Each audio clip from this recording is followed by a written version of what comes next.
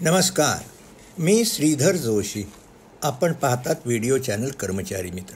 बंधुभगिनींनो, आज मंगळवार दिनांक 9 एप्रिल 2024 आणि हा व्हिडिओ आहे व्हिडिओ क्रमांक 385. मित्रांनो, आज आहे गुढीपाडवा, नवीन वर्षाचा पहिला दिवस. आणि त्यानिमित्त या गुढीपाडव्याच्या निमित्त आपणा सर्वांस हार्दिक शुभेच्छा. मित्रांनो, वर्षाची नवीन सुरुवात म्हणजे आपण काहीतरी संकल्प करतो. माझी आपल्या सर्व अधिकारी व कर्मचारी बंधूंना अशी विनंती आहे की आपण एक संकल्प करा. काय संकल्प कराल? मी प्रामाणिकपणे व कर्तव्यनिष्ठेने काम करेन. 2, मी लाच घेणार नाही व लाच देणार नाही. 3, मी लोकसेवक आहे याची जाणीव ठेवीन. हे संकल्प जे आहेत, हे संकल्प निर्धाराने आपण जर पार पडलेत तर आपल्याला एक मनस्वी आपल्याला देखील आनंदच होईल आणि शासनाची देखील प्रतिमा समाजामध्ये चांगली होईल. असो मित्रांनो, आता प्रश्नांची उत्तरं देण्यास सुरुवात करतो. प्रश्नांची उत्तरं देण्यास सुरुवात करण्यापूर्वी 1-2 गोष्टीचा आणखीन एक खुलासा की अनेक कर्मचारी किंवा ज्यांनी व्हिडिओ चॅनलला सबस्क्राईब ते म्हणतात मी फोन का देत नाही. आपल्याला माहिती आहे मी फोन नंबर का देत नाही. माझा वैयक्तिक मी फोन नंबर दिला तर या फोनवर अनेकांचे फोन येतील व मला ते घेणं शक्य होणार नाही. पण मी दर सोमवारी यशोदामध्ये उपलब्ध असतो आणि तिथला मात्र मी फोन नंबर आपल्याला दिलेला आहे. तो फोन नंबर असा आहे 02025608198. पुन्हा एकदा सांगतो, मी दर सोमवारी यशोदामध्ये उपलब्ध असतो आणि तेथील माझा दूरध्वनी क्रमांक आहे 02025608198. आपण सोमवारी 11 ते किंवा 10:30 ते 1 या दरम्यान जर फोन केलात त्या ठिकाणी मी फोनवर उपलब्ध असेल. पण मित्रांनो, फोनवर असेल तर आपली संपूर्ण प्रकरण, आपली अडचण कदाचित मला समजू शकणार नाही. म्हणून मी आपल्याला जशी नेहमी विनंती करतो, आपला प्रश्न काय आहे तो प्रश्न मला ईमेलद्वारे पाठवा. ईमेल पत्ता आपल्याला माहितीच आहे, कर्मचारीमित्र@gmail.com. तो पहिल्या स्लाईडवर दिलेला आहे. मित्रांनो, चला पुन्हा एकदा आणखीन एक सूचना. आपल्याला माझी मुलाखत घ्यायची असेल, म्हणजे माझ्या भेट घ्यायची असेल आणि माझ्याकडून जर मोफत सल्ला घ्यायचा असेल तर त्याला आपल्याला पुणे येथेच यावं लागेल. आणि पुणे येथील मी आपल्याला सांगितलं, पण माझी मुलाखतीची तारीख व वेळ ठरवून घेण्याकरता आपण वर्षा सावरखंडे, ज्या 02025608163 या दूरध्वनीवर उपलब्ध असतात. आपण कार्यालयीन वेळेत, म्हणजे ज्या दिवशी ऑफिसला सुट्टी नसेल त्या दिवशी कार्यालयीन वेळेमध्ये आपण जर या क्रमांकावर फोन केला तर वर्षा सावरखंडे आपल्याला मुलाखतीची तारीख व वेळ ठरवून देतील. असो, प्रश्नांची उत्तरं देण्यास सुरुवात करतो. या प्रश्नकर्त्या कर्मचारी आहेत, यांचं म्हणणं आहे की यांची अनुकंपा नियुक्ती झाली 25 फेब्रुवारी 2021ला. पहिल्यांदा झाली ड प्रवर्गात आणि नंतर मात्र त्यांना क वर्गामध्ये 22/11/2022 त्यांची क गटामध्ये त्यांना अनुकंपा तत्वावरील नियुक्ती मिळालेली आहे. कारण त्यांना बाकीच्या त्यांची शैक्षणिक अर्हता वगैरे ती त्यांना प्राप्त करतायत. पण टंकलेखनाची जी परीक्षा आहे त्या टंकलेखनामध्ये इंग्रजीचे 40% स्पीड असला पाहिजे. आता त्यांनी सादर केलं आहे इंग्रजी व मराठी लेखन जे टायपिंगचं स्पीड आहे, ती स्पीडचं त्यांनी प्रमाणपत्र सादर केलं आहे. आता त्यांचं म्हणणं आहे की ही परीक्षा करोनामुळे परीक्षा पुढे ढकलण्यात आली आणि मला जे 2 वर्षाच्या आत परीक्षा दिली पाहिजे असं जी शर्त घातलेली अशी अट आहे, ती जर मी 2 वर्षात जर परीक्षा पास झाली तर माझी नियुक्ती रद्द होईल का? तर आपली नियुक्ती रद्द होणार नाही.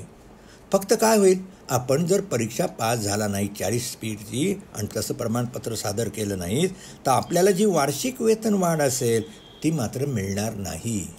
बघ, जेव्हा तुम्ही ते 40% परीक्षेत उत्तीर्ण झालात, म्हणजे 40 स्पीडची परीक्षेत उत्तीर्ण झाल्याचं प्रमाणपत्र सादर केल्यानंतर मग आपल्याला त्या वेतनवाढीच्या जी दिल्या जातील, पण वेतनवाढीची पूर्वीची थकबाकी मिळणार नाही, पण काल्पनिक वेतनवाढी दिल्या जातील. तर या संदर्भामध्ये मी आपल्याला सांगेन की शासनाने 23 जून 2021ला शासन निर्णय निर्गमित केलेला आहे.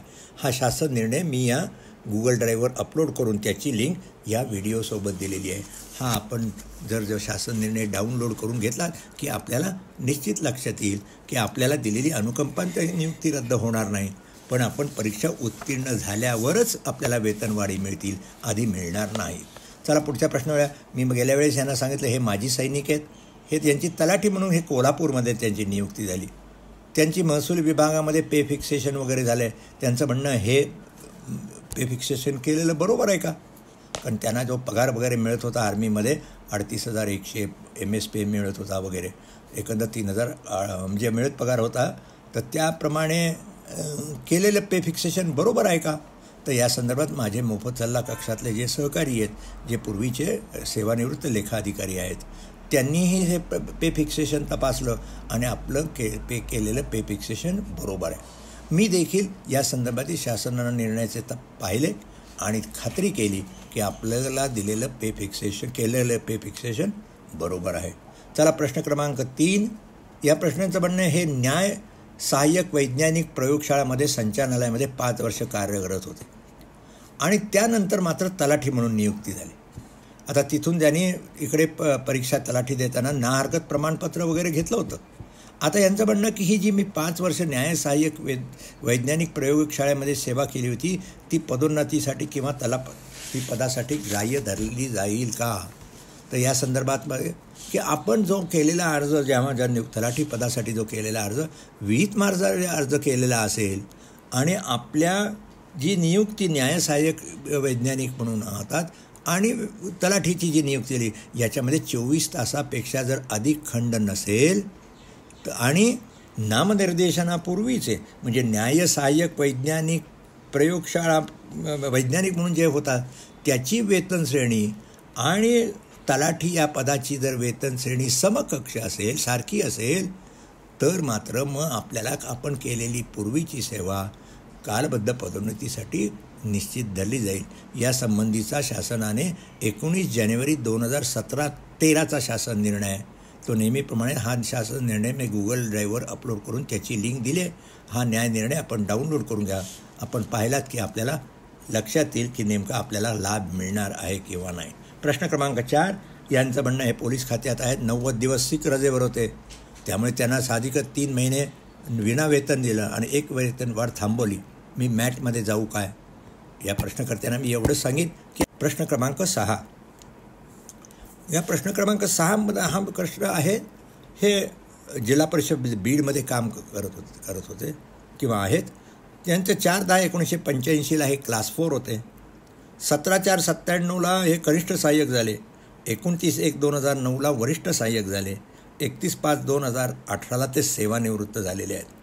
आता यांचं म्हणण्याप्रमाणे यांना पहिलं जे प्रमोशन आपल्या कर्मचाऱ्याला पहिल्या वर्षी 10 वर्षानंतर पहिली जे पदोन्नती, दुसरी 20 वर्षानंतर, तिसरी 30 वर्षांनी असते. आता आपल्याला पहिली पदोन्नती मिळाली आहे 2009मध्ये 2009मध्ये मिळालेली आहे आणि त्या 2009मध्ये असल्यामुळे एक पदोन्नती मिळाली. त्यानंतर दुसरी पदोन्नती 2009मध्ये मिळाली. आता तिसरी पदोन्नती आपल्याला 31/5/2000, पण त्याच्या आधी तुम्ही 2018ला सेवा निवृत्त झाला. पण 1985 याच्यामध्ये 30 वर्ष जर म्हटली तर 2015मध्ये आपल्याला 30 वर्ष होतात. म्हणजे 2015ला आपल्याला तिसरं वेतन तिसरी कालपद्धती मिळायला पाहिजे. परंतु ही तिसरी कालपद्धती योजना 1/1/2016ला लागू असल्यामुळं आपल्याला तिसरी जी पदोन्नती आहे ती 1/1/2016ला देय होईल. तर त्याप्रमाणे आपल्याला तिसरा लाभ 1/1/2016 मिळेल आणि आपण जरी सेवानिवृत्त झाला असाल तरी तो लाभ देऊन त्याची थकबाकी मिळेल. तेव्हा आपण योग्य त्या ठिकाणी म्हणजे CO जिल्हा परिषद यांच्याकडे अर्ज करा. चला प्रश्न क्रमांक 7. महाराष्ट्र आरोग्य विद्यापीठ नाशिकमध्ये हे वरिष्ठ सहाय्यक म्हणून आहे. तत्पूर्वी हे रेशीम संचालनालयामध्ये होतात. आता तिथून त्यांनी काय केलं, धारणाधिकार ठेवून नाशिकमध्ये हे जॉईन झाले 28/3/2024ला. आता त्यांचं म्हणणं आहे की आता मी 28/3/2024ला रुजू झालं आहे, तेव्हा वेतन वाढ केव्हा मिळेल? आपण 28/3/2024ला रुजू झालात आणि त्यामुळे 1 जुलै 2024ची आपल्याला वेतनवाढ मिळणार नाही, कारण तोपर्यंत आपली सेवा 6 महिने झालेली नाही. त्यामुळे आपल्याला वेतनवाढ 1/1 2025ला मिळेल, म्हणजे 1 जानेवारी 2025ला मिळेल. आता आपण जे म्हटलं आहे तर रेशीम संचालनालय हे गव्हर्मेंटचं आहे, म्हणजे आपण तिथे शासकीय सेवक म्हणून होतात. परंतु महाराष्ट्र आरोग्य विज्ञानपीठ नाशिक हे शासना पुरस्कृत जरी असलं तरी विद्यापीठ ही स्वतंत्र संस्था आहे. त्यामुळे आपल्याला पूर्वीची सेवा जोडून मिळणार नाही. आपण धारणाधिकार ठेवला याचा अर्थ काय? जर उद्या महाराष्ट्र आरोग्य विज्ञानपीठातून तुम्ही इकडे जेव्हा विद्यापीठामध्ये आला, तिथे काही कारणावरून जर आपल्याला तिथून जर परत जायचं असेल तर आपल्याला परत रेशीम संचालनालयामध्ये जाता येण्याचा हक्क राहील. एवढ्या पुरताच फक्त धारणाधिकार ठेवलेला आहे. पुन्हा एकदा सांगतो, आपल्याला प्रश्नाचं उत्तर आपल्याला वेतनवाढ 1/1/2025लाच मिळेल. चला पुढच्या प्रश्नावर करूया. हे प्रश्न पोलीस कॉन्स्टेबल आहेत, 4 वर्षापूर्वी लागले. यांनी मध्यंतरी यांना MPSCची परीक्षा होती, त्याच्यासाठी त्यांनी हे 4 महिने गैरहजर राहिले आणि त्यामुळे साहजिकच त्यांचा पगार थांबवला आहे. मगाशी मी जसं सांगितल्याप्रमाणे एखाद्या माणसाने गैरहजर जर राहिला तर त्या गैरहजेरीचा काळ ठरेपर्यंत त्याला वेतन दिलं जाणार नाही. ती रजा धरली गेली तरच त्याला रजेचं वेतन मिळू शकेल, अन्यथा नाही. त्यामुळे पगार थांबवला ते योग्यच आहे.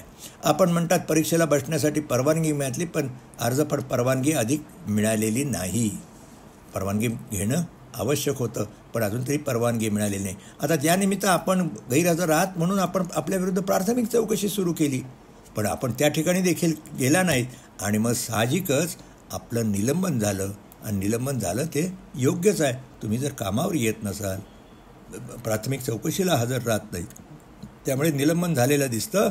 आता त्या काळामध्ये तर तुम्ही MPSCची परीक्षा दिली तर त्याचा काय, तुम्ही MPSC परीक्षा वगैरे जरी पुढे पास झालात तर त्याच्या वेळेस मात्र आपली पोलीस सेवेमध्ये जे पोलीस व्हेरिफिकेशन केलं जातं त्यावेळेस आपली वर्तन कसं होतं पूर्वीच्या सेवेमध्ये वगैरे याची विचारणा झाली तर मग आपल्याला नियुक्ती द्यावा किंवा नाही याचा विचार शासन केले. आपला पुढचा प्रश्न आहे की निलंबन केलं तर पुन्हा केव्हा हजर राहील? निलंबन आपल्याला केलं आहे ते केव्हा, या निलंबन मागे केव्हा घेतलं जाईल याचा अधिकार आपले जे नियुक्ती अधिकारी यांचा आहे. कारण आपण जर गैरहजर राहत तर त्यामुळेच निलंबन झालेलं आहे. त्याचं आपण स्पष्टीकरण द्या. जरूर आपल्याला जर वाटत असेल तर निलंबनाविरुद्ध पण अपील आपण करा. पण अपील केलं तरी आपलं निलंबन काही रद्द होणार नाही. आपण सेवेत पुनर्स्थापना मिळावी याचा अर्ज जरूर करावा आणि निलंबन काळाचा पुन्हा त्याच्या रिव्ह्यू घेतला जाईल आणि संबंधित अधिकारी योग्य तो निर्णय घेतील. चला पुढच्या प्रश्नावर करूया. प्रश्न क्रमांक 9. हे सेवानिवृत्त विस्तार अधिकारी आहेत जिल्हा परिषद सातारामध्ये. आता यांचं म्हणणं की 28/12/2010 फौजदारी गुन्हा यांच्या झाला. विभागीय चौकशी पण सुरू केली. विभागीय चौकशीमध्ये जिल्हा परिषदेची बदनामी होते असं त्याने हे केलं, पण तो काही आरोप सिद्ध होत नाही असा निष्कर्ष चौकशी अधिकाऱ्यांनी दिला. दुसरं, जिल्हा परिषद वर्तणूक नियमाचा भंग केला असा दोषारोप होता, पण प्रकरण न्यायप्रविष्ट आहे म्हणूनही चौकशी अधिकाऱ्यांनी त्याच्यावर काही भाष्य केलं नाही. पण या चौकशी अहवालावर काही निर्णय झाला नाही असं या प्रश्नकर्त्यांचं म्हणणं आहे. पण यांची सेवेत निलंबन झाल्यानंतर यांची सेवेत पुनर्स्थापना झाली 6 ऑगस्ट 2014ला. म्हणजे निलंबन कालावधी 3 वर्ष 7 महिने 8 दिवस होता आणि हे सेवानिवृत्त झाले 31/5/2019ला आणि मग 16/8/2022मध्ये फौजदारी खटल्यातून त्यांची निर्दोष मुक्तता झाली. मग आता त्यांचा निलंबन काळ आहे तो कर्तव्य काळ म्हणून धरावा असा पंचायत समितीमार्फत जिल्हा परिषदेकडे प्रस्ताव सादर केला, पण COनी मात्र तो निलंबन काळ धरावा असा आदेश दिलेला आहे आणि असा आदेश देण्याच्या पूर्वी त्यांना काही संधी पण दिलेली नाही आणि त्यामुळे आता नियमित निवृत्ती वेतनाचा यांचा आदेश पण काढला गेलेला आहे, पण अजून देखील त्यांना नियमित निवृत्ती वेतन मिळालेलं नाही. आता यांचे प्रश्न काय आहेत? यांचं म्हणणं आहे की निलंबन काळ धरावा असा आदेश काढण्यापूर्वी यांना संधी दिली गेली नाही. अर्थात अशी संधी देणं योग्य झालं असतं नैसर्गिक न्यायाच्या नियमानुसार. पण आपण एक लक्षात ठेवा, आपलं जे निलंबन झालं होतं ते आपल्याविरुद्ध फौजदारी गुन्हा दाखल झाला म्हणून. आता आपण म्हणता फौजदारी गुन्ह्यातून सुटका झाली आहे, पण आपली ती सुटका कशी आहे? मेरिटवर आहे का, क्लीन ॲक्विटला आहे का बेनिफिट डाऊट दिलेला आहे हे आपल्याला माहिती नाही. पण आपलं निलंबन झालं त्याला CEO काही जबाबदार नव्हते, कारण फौजदारी न्यायालय म्हणजे फौजदारी प्रकरणामध्ये निलंबन झालं होतं. त्यामुळे ते निलंबन रिझनेबल नाही असं म्हणता येणार नाही जोपर्यंत आपल्याला जी सुटका केलेली आहे ती मेरिटवर केलेली आहे, म्हणजे क्लीन ॲक्विटल असेल तरच. आता दुसरं, त्यामुळे आपल्याला निलंबनाने मिळणाऱ्या उपदान अंशराशीकरण यावर व्याज मिळेल का? तर पहिल्यांदा मी सांगेन की आपल्याला जे निलंबन झाल्यामुळं आपल्याला ते निलंबन समर्थनीय होतं किंवा नाही हे ठरवावं लागेल. हे ठरवण्याकरता मी सांगितलं त्याप्रमाणे फौजदारी प्रकरणामध्ये जी सुटका झालेली आहे ती सुटका कशी झालेली आहे ती. पण निलंबन झालं ते फौजदारी प्रकरणातील कारणामुळे, त्याला काही CEO काही जबाबदार नव्हते. आणि त्यामुळे पहिल्यांदा निलंबन समर्थनीय आहे किंवा असमर्थनीय याचा निर्णय कोर्टाचं जजमेंट पाहून ठरवावं लागेल. आणि निलंबन कारण हे समर्थनीय आहे असाच निर्णय COनी घेतलेला दिसतो. आणि त्यामुळे आपल्याला साहजिकच अंशदान वगैरे कडे एखाद्या कर्मचारी निवृत्त झाला तर त्याच्याविरुद्ध जर फौजदारी गुन्हा प्रलंबित असेल तर साहजिकच त्याला तात्पुरतं निवृत्ती वेतन दिलं जातं. आता आपल्याला तात्पुरतं निवृत्ती वेतन दिलं जात होतं किंवा नाही याची मला कल्पना आहे, कारण आपण 2019ला सेवानिवृत्त झाला होता आणि त्यानंतर मग फौजदारी 16/8/2022ला सुरू. तर 19 ते 2022 यामध्ये जर आपल्याला तात्पुरतं निवृत्ती वेतन मिळत असेल तर साहजिकच निवृत्ती वेतनावर कुठल्या प्रकारचा व्याज वगैरे मिळणार नाही. आता सेवा उपदान वगैरे याच्यावर व्याज मिळेल का? तर मगाशी मी सांगितलं त्याप्रमाणे पहिल्यांदा आपलं जे निलंबन जे आहे ते योग्य होतं किंवा नाही हे ठरवलं गेलं पाहिजे. त्याच्याकरता न्यायालयाने निर्णय पाहूनच COना निर्णय करायचा. पण आपण COनी जो घेतलेला निर्णय आहे त्याच्याविरुद्ध जर आपल्याला अपील करायचं असेल तर आपण आयुक्तांकडे या संदर्भात अपील करा. अधिक काही आपल्याला शंका असतील तर पुन्हा मला ईमेलद्वारे सविस्तर विचारा अथवा माझी अपॉइंटमेंट घेऊन आपण कागदपत्रासह जर यशदामध्ये आलात तर मी अधिक खुलासेवार आपल्याला माझं मत आपल्याला सांगू शकेन. चला पुन्हा प्रश्न क्रमांक 10. या प्रश्नकर्त्यांचं म्हणणं आहे की हे तलाठी आहेत, यांचं म्हणणं महसूल खात्याच्या कर्मचाऱ्यांना पदवी प्राप्त करण्यासाठी अध्ययन रजा मिळेल का? तर यांना अध्ययन रजा देता येणार नाही. महाराष्ट्र नागरी सेवा रजेचे जे नियम आहेत त्या नियमामध्ये 80-81 नियम पहा की एखाद्या कुठल्या कोर्सचा त्याच्याशी डायरेक्टली तुम्ही ज्या सेवेमध्ये असतात त्याच्याशी जर डायरेक्ट अँड क्लोज कनेक्शन असेल तर अशी अध्ययन रजा दिली जाते आणि त्याची पूर्व मंजूर करून घ्यावी लागते. आपण तलाठी म्हणून आहात त्यामुळे LLBच्या परीक्षेसाठी आपल्याला अध्ययन रजा मिळू शकणार नाही. चला पुढच्या प्रश्न क्रमांक 11. यांचं म्हणणं आहे की यांचा मुलगा जो आहे बहुविकलांग आहे आणि त्याकरता त्याच्या ट्रीटमेंटकरता पुणे येथे बदली पाहिजे. 1997चं एक परिपत्रक आहे ज्याच्यात परिच्छेद 11मध्ये म्हटलेलं आहे की ती मतिमंद मुलांच्या पालकांची बदली त्यांचा जो अर्ज असेल त्याच्याविरुद्ध सहानुभूतीपूर्वक विचार करावा. तर या प्रश्नकर्त्यांचं म्हणणं आहे की या संदर्भात शासनाचं आणखीन काही परिपत्रक असेल ते सांगा. तर या संदर्भात मी आपल्याला सांगेन की शासनाने एक 9 एप्रिल 2018चं आपण परिपत्रक पहा आणि या परिपत्रकावर मी एक व्हिडिओ केला आहे, व्हिडिओ क्रमांक 200 जो 24 मे 2022ला प्रसारित केला आहे. यामध्ये ज्या शासकीय कर्मचाऱ्याच्या नियतकालिक बदल्या होतात त्यावेळेस कुठे प्राधान्य द्यावं यासंबंधीचा खुलासा आहे. तर या परिपत्रकामध्ये पृष्ठ 14वर परिशिष्ट 1 मधलं विवरणपत्र आपण जर पाहिलं तर तिथे आपल्याला याचा संदर्भ मिळू शकेल. तेव्हा विचार करा आणि ह्याचा संदर्भ देऊन आपल्याला जी पुणे येथे बदली पाहिजे त्याच्यासाठी आपण विनंती अर्ज करा. विनंती मान्य झाली नाही तर आपल्याला मॅटकडे देखील जाण्याचा विचार करता येऊ शकेल. चला पुढचा प्रश्न क्रमांक 12. सेवा प्रवेश मंजूर नसताना नियुक्ती व पदोन्नती करता येत नाही असे माझे मत आहे, परंतु अकोला मनपाने अशा नियुक्ती व बदल्या केल्या आहेत. तर या संदर्भात कदाचित पुष्कळ वेळा सेवा प्रवेश नसताना देखील pending finalisation of recruitment rule अशा नियुक्त्या करण्यासाठी शासन परवानगी देते. तर या संदर्भात आपल्या प्रकरणामध्ये काही म्हणजे अकोला जिल्हा परिषदेच्या बाबतीत महानगरपालिकेच्या बाबतीमध्ये शासनाने परवानगी दिली होती का याची आपण खातरजमा करा. आणि त्यानंतर जर आपल्याला म्हणून पहिल्यांदा आपण जर आपल्याला यासंबंधी काही तक्रार असेल तर आपण शासनाकडे करा आणि नसेल तरच मग न्यायालयामध्ये दाद मागू शकाल. चला पुढच्या प्रश्न क्रमांक 13. हे विषयतज्ञ शिक्षणाधिकारी आहेत, हे सेवानिवृत्त झालेले आहेत. यांचं असं म्हणणं आहे विभागीय चौकशीत खुलासा झाला पण निवृत्ती वेतन विषयक लाभ काही मिळालेले नाहीत. आता यांचं म्हणणं आहे की 12/5/2023 यांचं निलंबन झालं होतं, पण आणि ते निलंबन झालं होतं पण त्यांचं निवृत्ती वेतन प्रकरण देखील गेलेलं दिसतं आणि 31/5/2023 त्या सेवानिवृत्त झालेले दिसतं. आता 31/5/2023 म्हणजे तुम्ही निलंबनाखाली असतानाच सेवानिवृत्त झालेले आहात.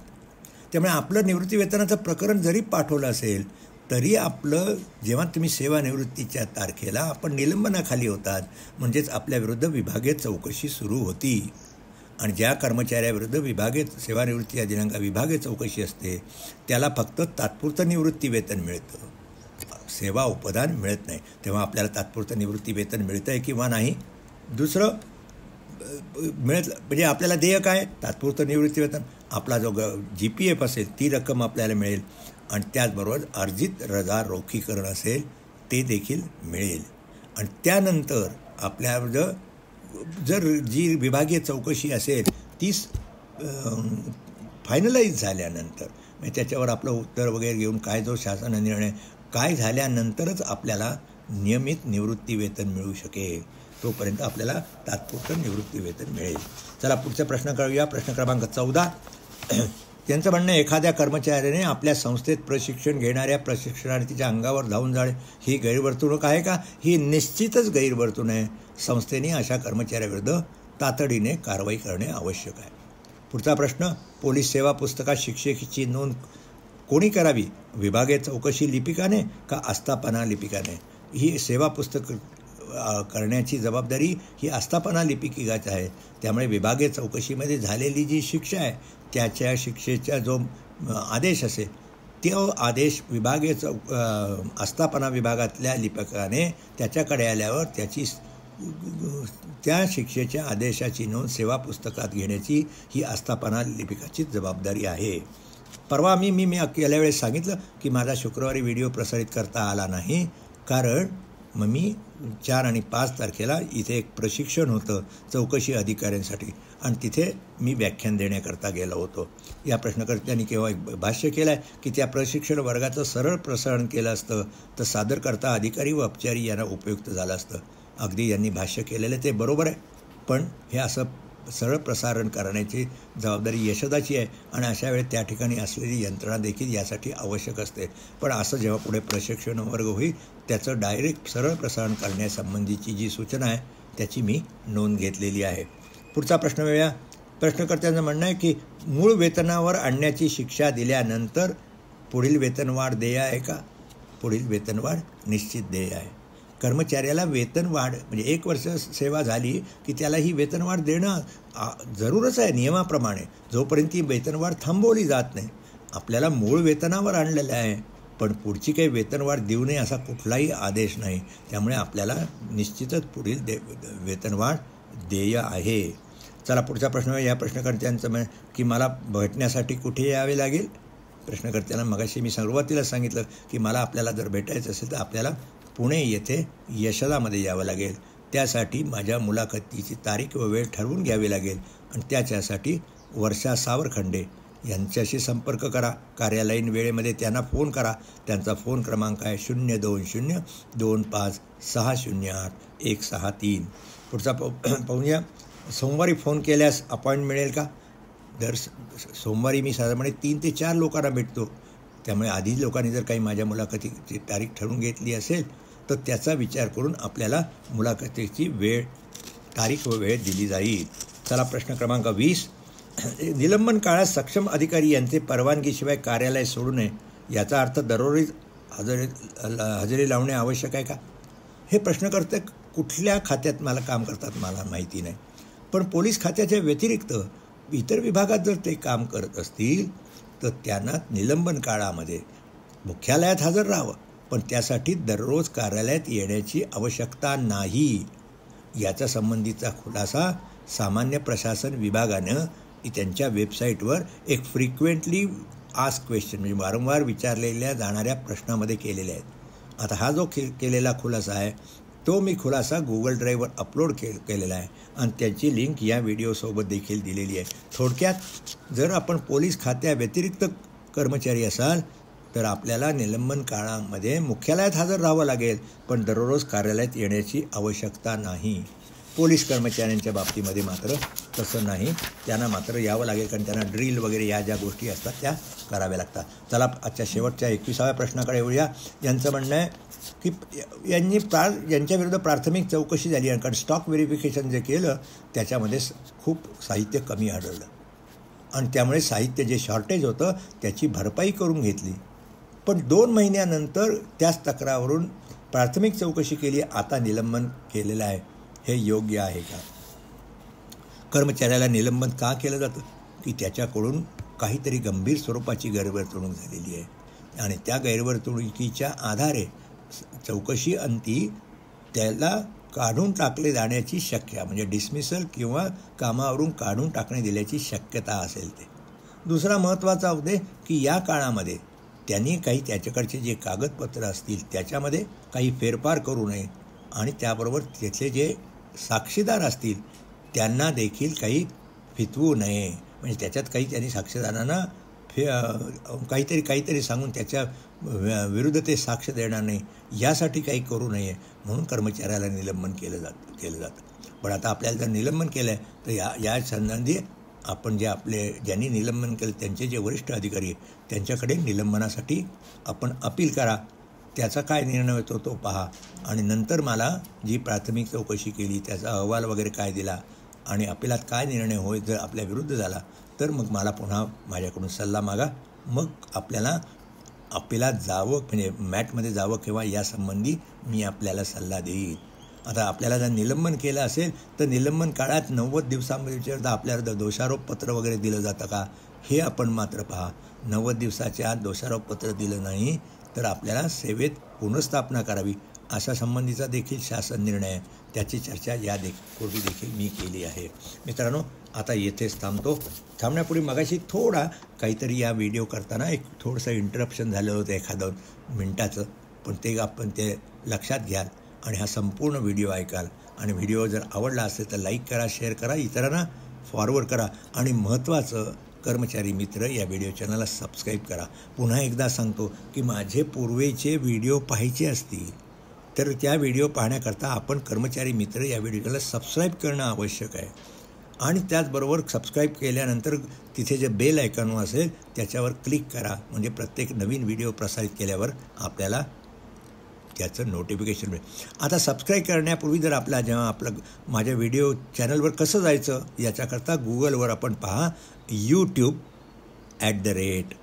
@कर्मचारी मित्र 1453 असे शब्द गुगलवर लिहा आणि मग गेलात की लगेच तिथे माझ्या व्हिडिओ चॅनलवर जाऊ शकाल. मित्रांनो, येथेच थांबतो. आपण आता भेटूया, पण या शुक्रवारी नाही, कारण 2 दिवसांमध्ये जाण्यावर पुष्कळसे प्रश्न येणार नाही. तेव्हा पुढच्या शुक्रवारी भेटूया आणि त्या व्हिडिओचा विषय असेल तुमचे प्रश्न आमची उत्तरे.